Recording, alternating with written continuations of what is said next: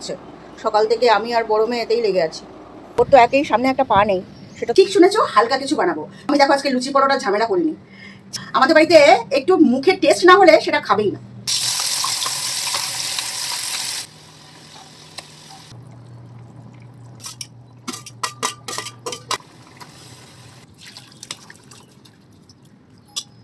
নানটা তোমরাই দিও।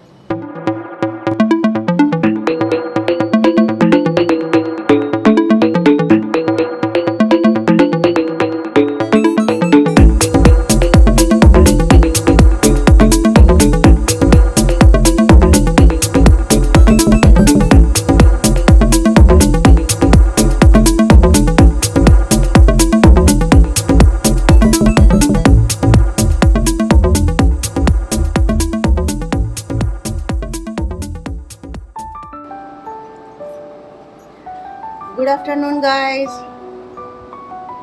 আজকে মিঠার শরীরটা খুব খারাপ। ও কেন জানি না, ও দাঁড়াতে ওর প্রবলেম হচ্ছে। সকাল থেকে আমি আর বড় মেয়ে এতেই লেগে আছি। একটা দিন দেখে নি, তারপরে, কারণ এর আগেও একবার এরকম হয়েছিল, তারপরে বেশ কিছুক্ষণ পরে ঠিক হয়ে গেছিল। একটু দেখে নি, তারপরে তো ডাক্তারকে ডাকতেই হবে।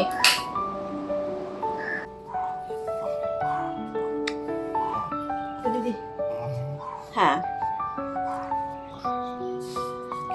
ঘর পরিষ্কার করছে ওখানটা ছেড়ে দিতে হলো। তো যেটা বলছিলাম, মিঠার ওরকম অবস্থা, তো সকাল থেকে মুডটা আমার বড় মেয়ে দুজনেরই একটু অফ হয়ে আছে।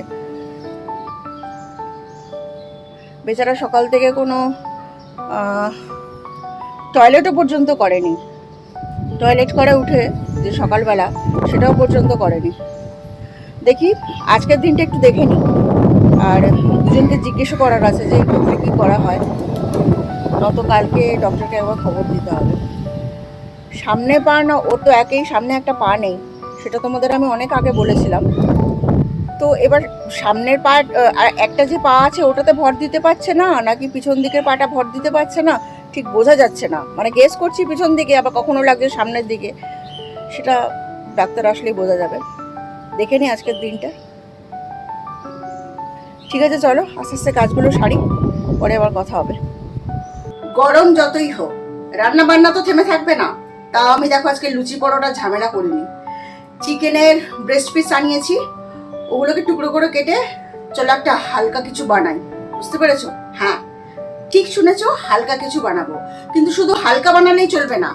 আমাদের বাড়িতে একটু মুখের টেস্ট না হলে সেটা খাবেই না, সে রিচ হোক আর হালকা হোক।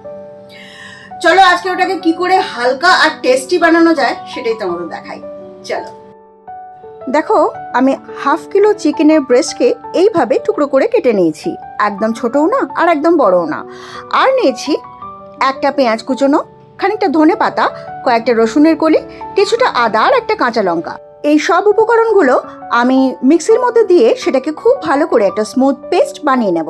এই দেখো, এবার আমি কড়াই গরম করে তার মধ্যে সাদা তেল দিয়ে দিচ্ছি। সাদা তেলটা অল্পই দিয়েছি আজকে, বেশি তেল দিইনি। এবার আমি এই মশলাটা এর মধ্যে দিয়ে দিলাম, আর মিক্সিটা ধুয়ে খানিকটা জলও দিয়ে দিলাম যাতে কষাতে সুবিধা হয়। এবার খুব ভালো করে নেড়ে কষিয়ে জলটা শুকিয়ে নিতে হবে।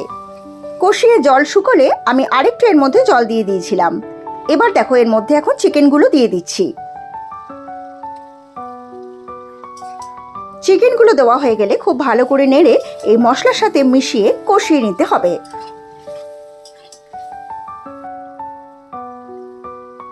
দেখো জল এবার আস্তে আস্তে শুকিয়ে আসছে। এবার আমি একটু নুন অ্যাড করব এর মধ্যে। আবারও খুব ভালো করে নাড়াচাড়া করে কষিয়ে নেব। এবার আমি একটু টক দই এর মধ্যে দিয়ে দেব, যেটা আমি ছাঁকনির মধ্যে কিছুক্ষণ রেখে জলটা ছেঁকে নিয়েছি। দেখো এবার দইটা এটার সাথে খুব ভালো করে মিশিয়ে দিতে হবে। চিকেনের সাথে দইটা মিশলে বেশ খানিকটা জল বেরোবে, কিন্তু সেটাকে আস্তে আস্তে নাড়তে নাড়তে শুকোতে হবে। দেখো বেশ খানিকটা জল শুকিয়ে এসে তেল বেরিয়ে এসছে। এবার আমি এর মধ্যে একটু চিনি অ্যাড করলাম। আবারও খুব ভালো করে নেড়ে দিতে হবে। এবার একটু খানিকক্ষণ ঢাকা দিয়ে রাখবো। ঢাকা খুলে আমি আরও একটু জল মেশাবো, কারণ আমি এটা একটু পাতলা করে রান্না করতে চাইছি। খুব বেশি রিচ করব না বা খুব বেশি মাখা মাখা করব না। আবার একটু ঢেকে দিলাম। এইবার দেখো, জল এখনো বেশি শুকোয়নি। আমি এর মধ্যে একটু গরম মশলা দিয়ে দিলাম, আর দিচ্ছি একটু ধনেপাতা আর একটু কাঁচা লঙ্কা। আবারও খুব ভালো করে নেড়ে মিশিয়ে দিতে হবে।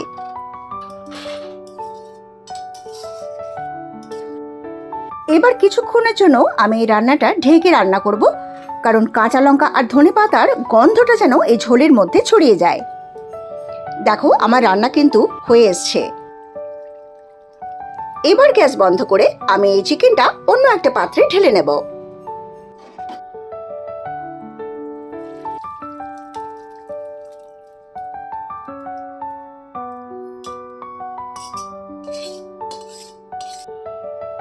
তো দেখলে তো কত সহজেই তৈরি হয়ে গেল হালকা পাতলা একটা চিকেনের রান্না।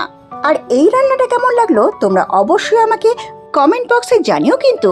তাহলে দেখলে তো কত সহজে তৈরি হয়ে গেল হালকা আর টেস্টি চিকেনের নানটা। তোমরাই দিও, আমি নাম দিতে পারবো না।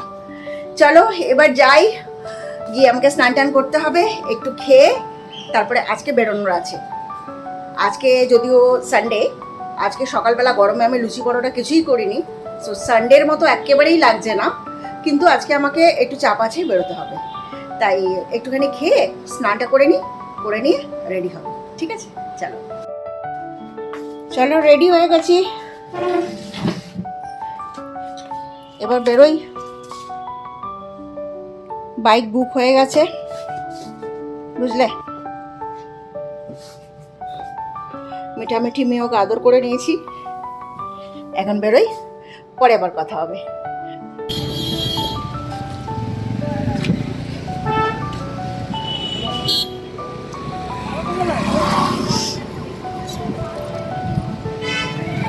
এত গাড়ি রাস্তায়, চলো বাইক থেকে নেমেছি, এবার ভেতরে ঢুকি, পরে আবার যাওয়ার সময় কথা বলবো। মধ্যেখানে তো আর কথা হয় না, ঠিক আছে। চলো বেরোলাম, এবার যাচ্ছি বাড়ি, আবার দেখা হবে কালকে, কথা হবে কালকে। চলো, তাই আজকের মতো টাটা।